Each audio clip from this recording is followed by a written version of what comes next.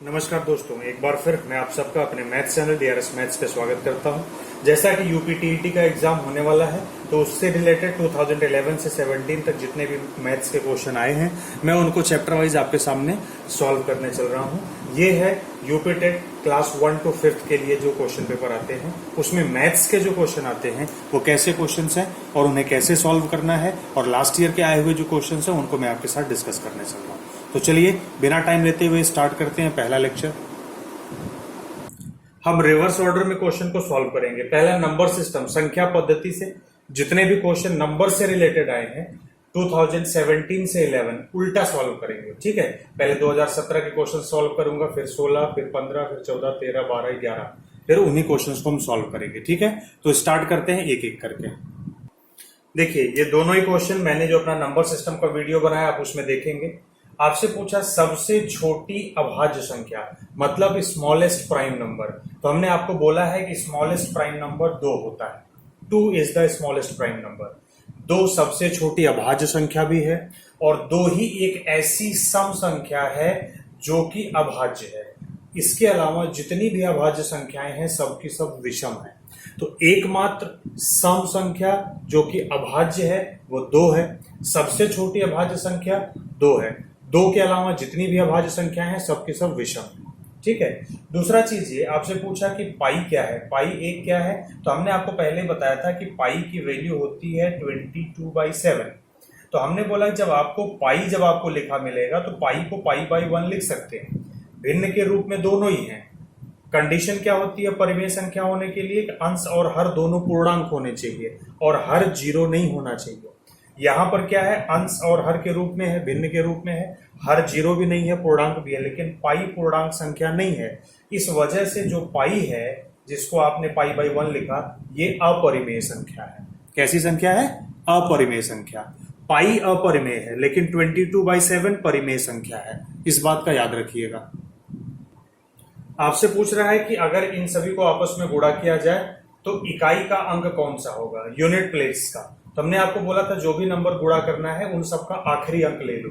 जैसे इसका last number है 8, इसका आखिरी नंबर है 6, इसका लास्ट नंबर है 9, इसका लास्ट नंबर है 2। गुणा करो, 8 6 48 और 9 दूना 18। इनको आपस में गुणा करना तो आखिरी नंबर 8 है, आखिरी नंबर 8, 8 और 8 का गुणा करो, 8 28 64 हो गया। लास्ट में नंबर क्या मिला? 4। तो आपका सही आंसर हो गया 4। हमेशा क्या करना है, आखिरी अंकों को लास्ट के अंकों को गुणा करना है। गुणा करने के बाद में जैसे ही 2 डिजिट में नंबर आए फिर से लास्ट नंबर ले लो। इधर 9 दूना 18 किया, लास्ट नंबर ले लो, और 8 28 64 किया, लास्ट नंबर ले लो। आखिरी नंबर जो आया वही आपका आंसर है। अब आपको पूछ रहा है कि अगर इस नंबर को 12 से डिवाइड करेंगे तो रिमाइंडर कितना आएगा, शेषफल कितना बचेगा। तो भाग दे के देखते हैं। 12 1 कम 12, ये तो पूरा ही कैंसिल हो गया। 1 नीचे आएगा, डिवाइड होगा नहीं, तो यहाँ पर 0 लेकर के जाएंगे तो ये 0 नीचे आएगा, अभी भी डिवाइड नहीं होगा। 0 लेके जाएंगे, 1 नीचे आएगा, तो कितना आ जाएगा? 12 6 72, 12 7 84, 12 8 96। यहाँ पे 96 लिखा, यहाँ पे कितनी वैल्यू आ जाएगी? 5। ये इधर कैंसिल हो गया, यहाँ पर वैल्यू आ गया 2, तो 12 चौको 48, 48। यहाँ पर रिमाइंडर कितना आ गया? 4, और ये कैंसिल, तो 4 रिमाइंडर आपका आ रहा। तो आंसर हो गया 4। 4 इज द रिमाइंडर। अब जैसे ये क्वेश्चन बोल रहा है कि ये एक संख्या है जो 11 से विभाज्य है, यानी कि ये पूरी की पूरी संख्या 11 से भाग देने पर कट जाती है। तो आपको बताना है कि जो ये रिक्त स्थान है इसकी जगह पर कौन सा अंक आ सकता है। तो आप देखिए, हमने ये नंबर लिखा, अंक अब मालूम नहीं था, इसको x मान लिया। अब ये क्या है? 11 से विभाज्य है, तो हमने 11 से डिविजिबिलिटी का रूल आपको बताया है कि एक एक नंबर छोड़ करके सभी नंबरों को एक साथ जोड़ लीजिए। तो ये हो जाएगा 6 + 4 + 6। फिर उसमें से माइनस करिए बाकी बचे हुए नंबर्स को, तो ये 0 है, ये x है, तो 0 + x। अब ये जो डिफरेंस है, ये वैल्यू या तो 0 होनी चाहिए या फिर 11 का कोई ना कोई मल्टीपल होना चाहिए। ठीक है, तो अब हम जरा सा देखते हैं कि ये वैल्यू आ क्या रही है। हम इसको 0 मान लेते हैं, 0 या 11 का मल्टीपल देखते हैं। तो ये 6 6 12 4 16, ये वैल्यू 16 है। 16 में से कुछ ना कुछ माइनस करना है। तो अब ये वैल्यू एग्जैक्टली या तो 0 होना चाहिए या फिर 11 होना चाहिए या 11 का गुणक होना चाहिए। 11 का क्या होना चाहिए? गुणक, यानी कि मल्टीपल। तो देखो 16 में से आप कुछ माइनस करके इसको 11 में बदल सकते हो, यानी कि 16 minus x is equal to क्या हो, आइदर 0 हो और 11 हो। अगर आप इसको 0 लिखोगे तो x इधर जाएगा तो आपको वैल्यू मिलेगा x इज इक्वल टू 16। दूसरा ऑप्शन है, अगर आप इसको इज इक्वल टू 11 लिखते हो तो नहीं समझे आप।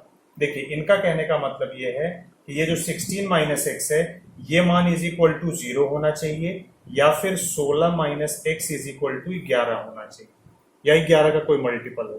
तो यहाँ पर सिर्फ 11 ही पॉसिबल है नजदीक में 16 के।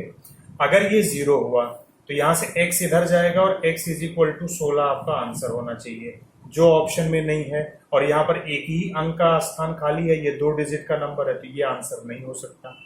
दूसरा, x उधर ले जाएंगे, 11 इधर लाएंगे, तो 16 minus 11 is equal to x होगा, तो x इज इक्वल टू 5 हो गया, और ये आपका आंसर हो गया। समझ गए? तो ये डिविजिबिलिटी के लिए आप नंबर सिस्टम में देखिए, मैंने करवाया इसको। आपको इस तरह से नंबर्स दिया हुआ है कि 3 की पावर 99 माइनस 3 की पावर 50 है, दोनों को अगर माइनस करेंगे तो इकाई के स्थान पे कौन सा अंक आएगा। तो सबसे पहले तो हमें ये पता चले कि इकाई के स्थान पे नंबर आएगा कौन सा। तो आपको मैंने अगर याद हो तो मैंने बोला था कि अगर आखिरी अंक 2 हो, 3 हो, या फिर 7 हो, या फिर 8 हो, अगर ये है तो जो भी इनकी घात है यानी कि पावर है उसको आप 4 से डिवाइड कर दो। डिवाइड होने के बाद जितना बचेगा वही पावर में लिखना है। तो जैसे 99 है, तो जब आप जरा 99 को 4 से डिवाइड करो तो क्या होगा, 4 दूना 8, 1 बचेगा 19 हो जाएगा, 4 चौको 16 कैंसिल हो गया, 3 की पावर 3 बचा आपको। माइनस यहां पर जब आप करोगे तो 4 एक कम 4, 1 10, 4 दूना 8, ये हो जाएगा 2 बच गया, यानी कि 3 की पावर 2 यहाँ पे लिखना है बस। ठीक है, अब जरा सा आप इनकी वैल्यू आप देख लो कि 3 की पावर 3 होता है 27, और माइनस यहाँ पर 3 का स्क्वायर क्या होता है, 9 हो गया। ठीक है, अब 27 में से जैसे ही आप 9 माइनस करोगे 18 आएगा, तो इकाई का अंक कौन सा आ गया, 8। तो करेक्ट आंसर हो गया डी। अब जैसे ये क्वेश्चन दिया था कि यदि 31x5 ये 4 अंकों की एक संख्या है जो 9 का अपवर्त है। अपवर्त का मतलब हुआ कि 9 का गुणनफल है। ठीक है, 9 का गुणक है, मतलब 9 के पहाड़ा 9 को अगर उसमें ऐड करते जाओ या मल्टीप्लाई करते जाओ तो ये नंबर सीधा सीधा समझो कि ये संख्या 9 से भाग देने पर कट जाएगी। अपवर्त होने का ये मतलब हुआ। तो आपको ये x का, अगर x कोई अंक है तो x का मान आपको बताना है। तो आप एक चीज जान लो, हमने आपको बताया भी हुआ है नंबर सिस्टम के वीडियो में, कोई भी संख्या 3 से 9 से 27 से तभी कटती है जब उस संख्या के सभी अंकों का योगफल 3 से 9 से या फिर 27 से कट जाता है। तो इसके अंकों का योगफल 3 + 1 + x + 5, 3 1 4 5 9 + x। अब देखिए ये संख्या पूरा 9 से तभी कटेगी जब x की वैल्यू या तो 0 हो, या फिर x = 9 हो, या फिर x = 18 हो। तो 18 का मतलब क्या, x तो एक अंक है, तो ये अब इसके बाद तो ये पॉसिबल नहीं है, तो या तो 0 हो या फिर 9 हो। तो 0 यहाँ पर ऑप्शन में नहीं है, 9 ऑप्शन में है, तो ये 9 हो सकता है। जैसे ही x की प्लेस पर आप 9 रखोगे तो 9 + 9 18 हो गया, और 18 का मतलब ये होगा 18 9 से कट जाएगा, इसलिए ये पूरी संख्या इससे कट जाएगी। अभी जैसे ये क्वेश्चन दिया आपसे, आपको ये 4 फ्रैक्शन दिया, 4 भिन्न दिया, आपसे पूछा कि सबसे बड़ी संख्या कौन सी है बताओ, या एग्जाम में आपसे पूछ सकता है सबसे छोटी संख्या कौन सी है बताओ। तो बिना कुछ ज्यादा सोचे हुए फटाफट इन नंबर्स को, ए ये हो गया, बी ये हो गया, सी ये हो गया, डी हो गया, इन्हीं चारों में से कोई एक सबसे बड़ी होगी, कोई सबसे छोटी होगी। बदलने के लिए सीधा सीधा भिन्न में बदलो, तो 3/2 यानी 3 को अगर आप 2 से डिवाइड करो तो 1.5 आएगा। 4 को अगर 3 से डिवाइड करो तो 3 एक कम 3, 1 बचेगा, पॉइंट लेने पर 10 होगा, 3 मतलब 1.33 आ गया।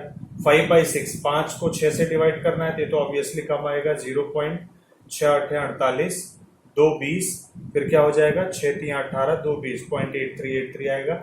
9/7 आप करोगे तो 7 1 जा 7, 2 बचेगा, पॉइंट ले गया, 20 हो गया, 7 2 जा 14, 6 60 हो गया, 7 8 जा 56, ये हो गया।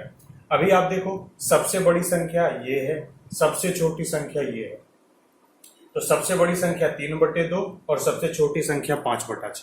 कभी भी ऐसा मिले नंबर को तुरंत उसको भिन्न में बदलो और फिर वो दशमलव में बदलो, फिर उसको सॉल्व करके देख लो। अब जैसे ये क्वेश्चन दिया है कि 3 की 3 क्रमागत गुणज संख्याओं का योगफल 99 है, 99 है, ये गुणज कैसा होगा। देखो एक तो इसके ऑप्शन से ही क्लियर हो जाएगा। आप देखो 3 का अगर गुणक है तो जैसे 3 का गुणक का मतलब वो 3 फिर 6 फिर 9 फिर 12 फिर 15। तो आप देखो कोई भी दो नंबर लोगे तो सबके बीच में कितने कितने का गैप है, 3 का गैप है, 3 का गैप है। तो कोई भी ऐसा ऑप्शन जिसमें 3 का गैप नहीं हो वो आपका आंसर नहीं हो सकता। इसमें 24 के बाद 33 आया, ये ऑप्शन नहीं हो सकता। 32 33 34 लगातार एक एक का गैप है, ये ऑप्शन नहीं हो सकता। यहाँ पर आप देख रहे हैं यहाँ पर 3 का गैप है, 3 का गैप तो है, करेक्ट है। अब टोटल जोड़ करके देखो क्या 99 आएगा, 6 3 9 3 3 6 3 9 आएगा, ऑप्शन सी करेक्ट हो गया। ठीक है, ये भी करेक्ट नहीं होता तो हम डी को लगाते। एक तो ये तरीका हुआ जहां पर आप ऑप्शन से देख के लगा पाओगे। दूसरा तरीका हुआ कि भैया ठीक है 3 का अगर गुणक है तो इसका मतलब नंबर्स के बीच में 3 का गैप होगा। एक नंबर x मान लिया, x के बाद जो नंबर आएगा वो x+3 होगा, x के पहले जो नंबर आएगा वो x-3 होगा। तीनों को अगर आप जोड़ दोगे तो इसका सम कितना आना चाहिए, 99 आना चाहिए। तो देखो मैंने जोड़ दिया तीनों को, प्लस प्लस और ये 99 होना चाहिए। 3 कैंसिल हो जाएगा, मिल गया 3x = 99, तो x = 33। x कौन सा नंबर है, बीच वाला, बीच वाला 33 है तो बाद वाला 36 और पहले वाला 30 हो जाएगा। अब छोटा पूछे बड़ा पूछे जो नंबर आपसे पूछे आप बता सकते हो। ठीक है ना, आई बात समझ में। ऐसे अगर ये 5 का गुणक होगा तो नंबर्स के बीच में 5 का गैप होना चाहिए, यानी x है तो x+5 बाद में होगा, x-5 होगा। 4 का गैप है तो x+4 x-4, जितने का गुणज है उतने का गैप होगा और उतना उतना करके माइनस प्लस कर सकते हैं। देखिए जैसे आपको ये दिया है वह छोटी से छोटी संख्या बताइए जिसको 269 में जोड़ा जाए तो जोड़ने पर ये पूर्ण वर्ग बन जाए। तो देखिए एक चीज तो मेरी आपसे रिक्वेस्ट है कि आप 1 से लेकर 30 तक सभी संख्याओं का वर्ग और घन, ये तीनों चीज याद कर लीजिए, दोनों चीज, ठीक है, उससे आपको आसानी होगी। अब आपसे बोल रहा है कि 269 में क्या जोड़े कि पूर्ण वर्ग बन जाए, तो हमको सीधा सीधा पहली चीज तो ये पता हो कि 269 के आसपास वर्ग संख्याएं कौन सी हैं। तो 269 के ठीक पहले आती है 225, ठीक है, सॉरी 256, और उसके ठीक बाद में आती है 289। ये है 16 का वर्ग और ये है 17 का वर्ग। तो क्या जोड़े कि ये पूर्ण वर्ग बन जाए, यानी कि 269 को 289 बनाना है, तो दोनों में जो अंतर है 20 का वही जोड़ दो, आंसर हो गया। अगर पूछते क्या घटाएं कि पूर्ण वर्ग हो जाए, तो इसका मतलब इसके पहले वाली पूर्ण वर्ग संख्या बनाना है, तो इन दोनों का डिफरेंस ले लेते, तो आपको आंसर आ जाता कि 13 अगर आप माइनस करोगे तो पूर्ण वर्ग बन जाएगा। लेकिन ये छोटी संख्या थी, इसको मैं आसानी से हमें पता था, मैं याद रख सकते थे। लेकिन बड़ी संख्या आएगी तो क्या करेंगे, उसके लिए ये फॉर्मूला करना है। आपको जो नंबर दिया जाए उसमें राइट साइड से दो दो संख्याओं का पेयर बना लीजिए, जोड़ा बना लीजिए। आखिरी में जो संख्या बच जाए पहले उसी को भाग दीजिए। ये भाग विधि से वर्गमूल निकालने का तरीका है, ठीक है। कैसे निकालते हैं, सबसे लास्ट में जो नंबर या जो पेयर होगा, यहां पर जो आप नंबर लिखोगे उतना ही यहां पर बार ले जाना पड़ेगा, कोसेंट ले जाना पड़ेगा, यानी इधर भाजक होगा इधर भागफल होगा, ठीक है, उतना ही होना चाहिए। एक एक कम, एक आपने यहाँ पे लिखा, यहाँ आ गया एक, और ये पूरे जोड़े में संख्या नीचे आती है, पूरा 69 नीचे आएगी। यहां से ये लिखा एक, जो यहां लिखेंगे वही यहाँ पे भागफल लिखेंगे, तो एक एक कम एक हो गया। कंडीशन क्या है, या तो 2 के बराबर हो या 2 से कम हो, ज्यादा नहीं होना चाहिए। एक एक कम एक लिखा, एक बच गया, 2 में से एक गया, एक बच गया, उधर से 69 पूरा आ गया। अब क्या करना है, इस एक को इसी एक में जोड़ देना है, एक और एक जोड़ करके 2 हुआ, उसको यहाँ लिखना है, ठीक, यहां तक कंडीशन ठीक है। अब आप जो संख्या यहां लिखेंगे वही संख्या यहां लिखेंगे, उस नंबर का इस दोनों नंबर में मल्टीप्लाई करेंगे, और याद रहे कंडीशन कि वो 169 से कम होना चाहिए या 169 होना चाहिए, जो वर्गमूल निकालने का तरीका होता है। तो आप देखो अगर मैं यहाँ पे 5 लिखूं, यहाँ भी 5 लिखूं तो 25 पंजे 125 हो जाएगा।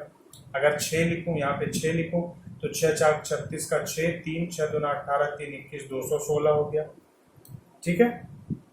कितना होगा, 6 4 36 के 6, 6 2 12 3 15 होगा, 156 हो गया। अभी भी इससे कम है। अब आप एक चीज याद रखिए, अगर आपको ये पूछे कि कौन सी संख्या घटानी है, तो घटाने पर ऐसा नंबर लेना कि जो इस 169 से कम रह जाए, और जोड़ने के लिए ऐसा नंबर लेना जो 169 के जस्ट बाद हो।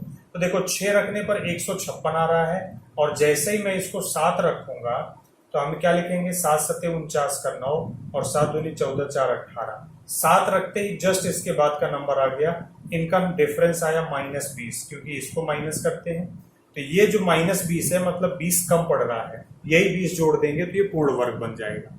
और अगर यही पूछते कि क्या घटाना है तो घटाने के कंडीशन में हम क्या कर देते कि यहाँ पर 7 की जगह पे क्या लिख देते, हम 7 के प्लेस पे 6 लिखते और यहाँ भी 6 लिखते तो ये 156 हो जाता। तो 169 की जगह पर 156 होता, 9 में से 6 जाता 3 और ये 13। तो क्या घटाना है तो आपको बोलते कि 13 एक्स्ट्रा हो रहा है, 13 कम कर दीजिए। ठीक है। अब जैसे आपसे ये क्वेश्चन पूछा था कि अगर ये value is equal to x है तो इस वैल्यू का मान आपको बताना है। भाई देखो क्या है, 5 4 7 है, उसके बाद दशमलव के बाद 3 अंक ऊपर है, दशमलव के बाद 4 अंक नीचे है और ये बराबर क्या है x है। तो ऊपर से 3 अंक दशमलव और नीचे से 3 अंक दशमलव अगर हटाएंगे तो ऊपर 5 4 7 5 2 7 हो गया और नीचे 8.2 हो गया। मान चाहिए नीचे 82 है तो ये पॉइंट अगर नीचे से एक अंक इधर खिसकाएंगे तो ऊपर भी एक अंक खिसकना चाहिए, अंक नहीं है तो 0 हो जाएगा। तो यही मान हो गया 5475270/82 x का मान हो गया। हमें सिर्फ इतने मान की जरूरत है। तो ये 0 एक्स्ट्रा है यानी 10 है, ये इंटू 10 होगा। तो ये 10 अगर ऊपर है तो इधर आएगा तो नीचे चला जाएगा, तो वही 10 इधर ले गया तो x/10 हो गया। तो हमारा आंसर हो गया x/10। ठीक है, कभी भी ऐसा हो तो आप ऐसे कर सकते हैं। अब जैसे ये क्वेश्चन दे रखा है कि भाई 0.125 की पावर है 2/3, इसका मान आपसे पूछा है। तो हम इसको क्या करते हैं कि 0.125 है, अगर हम ये दशमलव हटाएंगे 3 अंक तक तो ऊपर 125 होगा, नीचे 1000 हो जाएगा। दशमलव के बाद जितना अंक 1 के बाद उतना 0, ये हो गया। अभी ऊपर हम देख रहे हैं ये 5 का क्यूब है और नीचे 10 का क्यूब है, तो इसी को मैं लिख सकता हूँ 5/10 की घात 3 और उस टोटल की पावर है 2/3। तो देखो पावर में पावर मल्टीप्लाई होता है तो 3 गुणे 2/3 ऐसे है, 3 गुणे 2/3 तो 3 3 कैंसिल, 2 बच गया यानी कि 5/10 का स्क्वायर हुआ।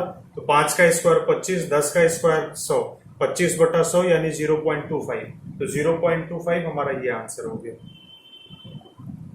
अब जैसे ये क्वेश्चन दिया कि ये जो पैटर्न है इस पैटर्न के आधार पर आपको बताना है इसकी वैल्यू क्या होगी। आप देखो 1 × 1 1 हुआ, 11 गुणे 11, जब 2 1 आया तो 1 2 फिर 1 से 2 तक बढ़ेंगे फिर कम हो जाएंगे। जब 3 1 हो गया तो 1 से लेके 3 तक नंबर लिखा, फिर उसके बाद घटते क्रम में लिखा। उसी तरह से जब ये 3 2 5 नंबर है तो हम क्या करेंगे, 1 से लेकर 1 2 3 4 5 तक जाएंगे, फिर घटते हुए क्रम में आ जाएंगे यानी 4 3 2 1। तो ये ऑप्शन केवल पहला है।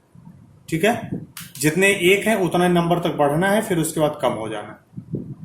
अब जैसे ये बहुत ही सिंपल क्वेश्चन दिया था कि गणित की प्रकृति क्या है, मैथ्स की जो प्रकृति वो क्या है, वो सजावटी है, न तार्किक है, कि कठिनता है या सामान्य के लिए नहीं है। तो आपके मन में सबसे पहले एक तो ये चीज आती है कि कठिनता होगा क्योंकि मैथ्स टफ होती है, या फिर सामान्य के लिए नहीं, मतलब कि हर कोई मैथ्स नहीं पढ़ पाता इसलिए। लेकिन एक चीज आपसे आप जान लीजिए कि मैथ्स जो है वो सिर्फ और सिर्फ लॉजिक है और कुछ नहीं है। तो लॉजिक का मतलब तार्किक, तो गणित जो है उसकी प्रकृति कैसी है, वो तार्किक है। जैसे ये क्वेश्चन आपको दिया है कि कोई 2 परिमेय संख्याएं हैं तो उनके बीच में, पहला ऑप्शन है कोई परिमेय संख्या नहीं होती, केवल एक परिमेय संख्या होती है, अनंत परिमेय संख्याएं होती हैं, केवल एक परिमेय संख्या और कोई अपरिमेय संख्या नहीं होती।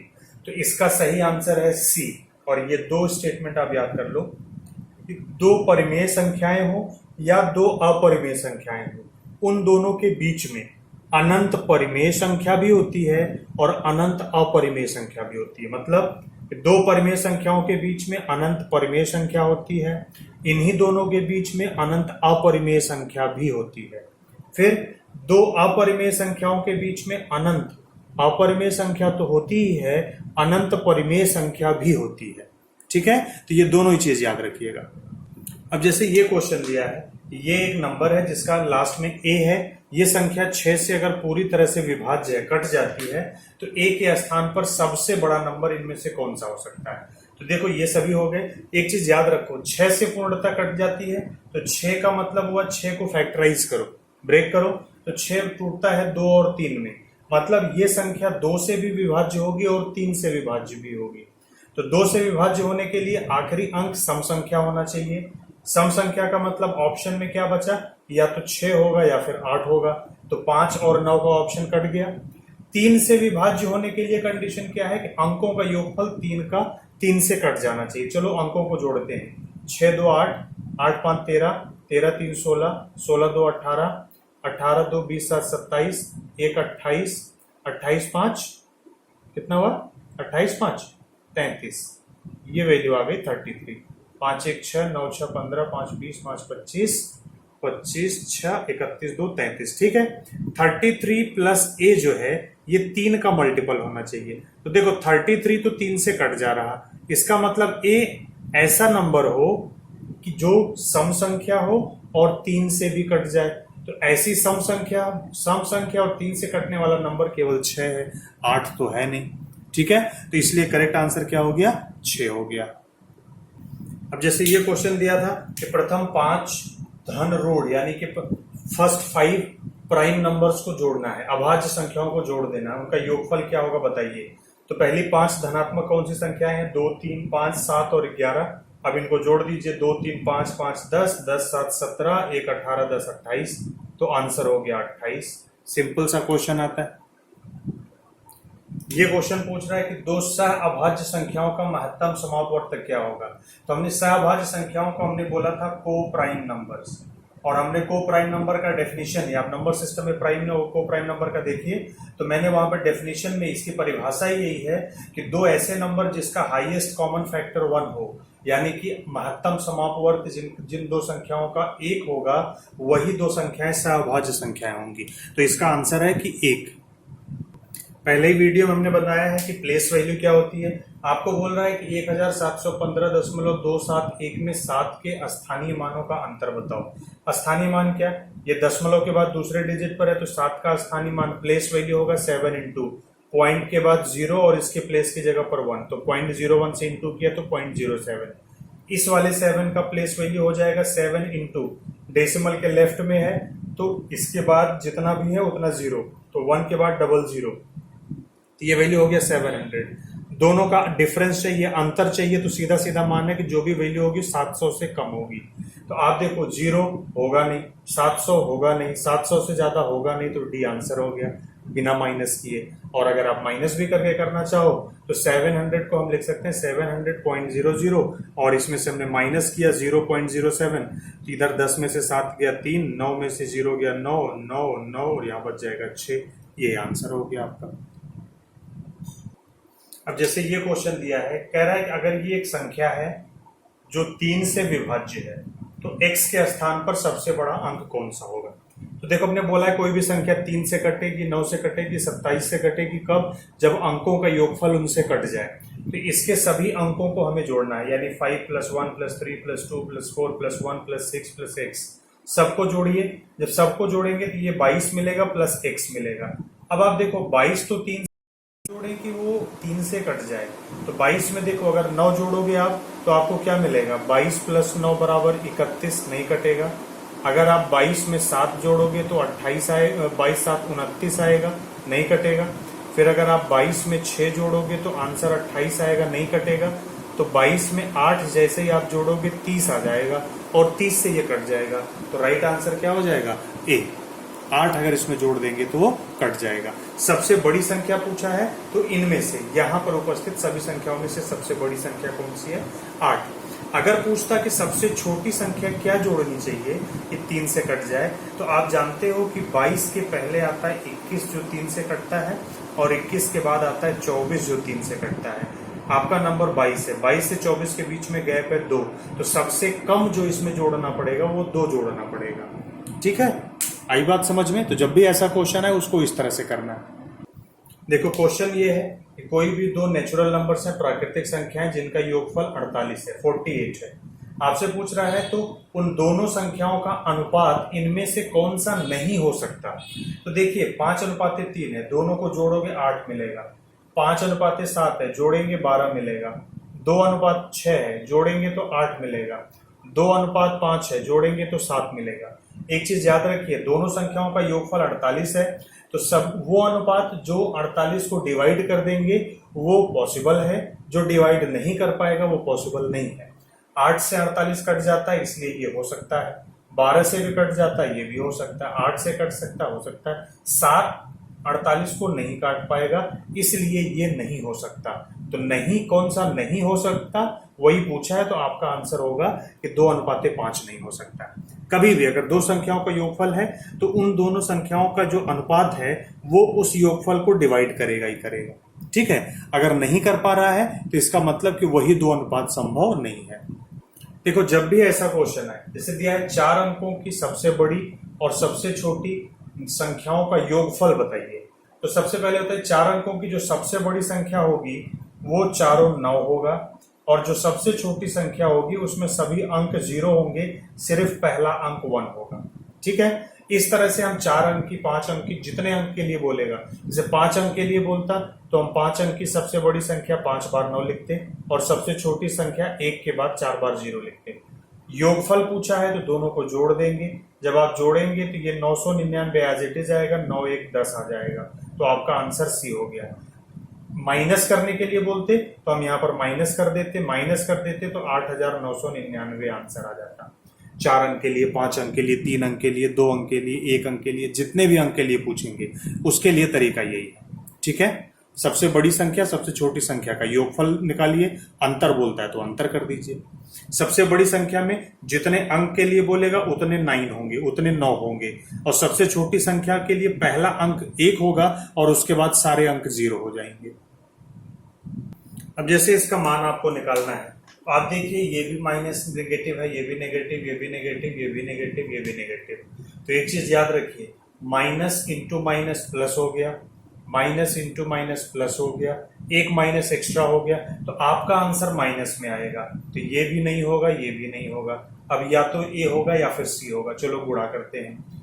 3 दूना 6, 6 पंजे 30, 30 चौको 120 और 120 छक्का 720, तो आंसर हो गया सी -720। बस गुणा कर देना है, प्लस माइनस का ध्यान देना बस। इस तरह का एक्सप्रेशन आपको देगा जिसको आपको सॉल्व करना है। तो भैया आपको बॉडमास रूल है कि सबसे पहले क्या करते हैं, ब्रैकेट तोड़ते हैं बड़ा वाला, फिर करली ब्रैकेट तोड़ते हैं, फिर छोटा ब्रैकेट, रेखा ब्रैकेट, इस तरह से हम ब्रैकेट्स को तोड़ते हैं। Line bracket, small bracket, middle bracket, big bracket, ये तोड़ते हैं। फिर उसके बाद डिवाइड करते हैं, फिर इंटू करते हैं, फिर ऐड करते हैं, फिर सब्ट्रैक्ट करते हैं। यहाँ पर देखिए छोटा ब्रैकेट है, पहले तोड़ो, 9 7 16 हो गया, फिर भाग देना है तो बटा 4 कर दो, फिर इंटू करना है तो इंटू कर दो, तो 4 चौको 16 हुआ, 4 पंजे 20 हो गया, 4 पंजे 20, तो आपका आंसर आ गया 20। अब आपसे पूछा है कि इसके योग का निकटतम सैकड़ा मान बताइए। ठीक है, आप क्या करोगे, इसको जैसे जोड़ोगे 814 आएगा और आप 814 को टिक कर दोगे। नहीं भाई, उसने आपसे ये नहीं पूछा कि इसका योगफल बताइए, आपसे पूछा है कि नियरेस्ट 100 वैल्यू बताइए।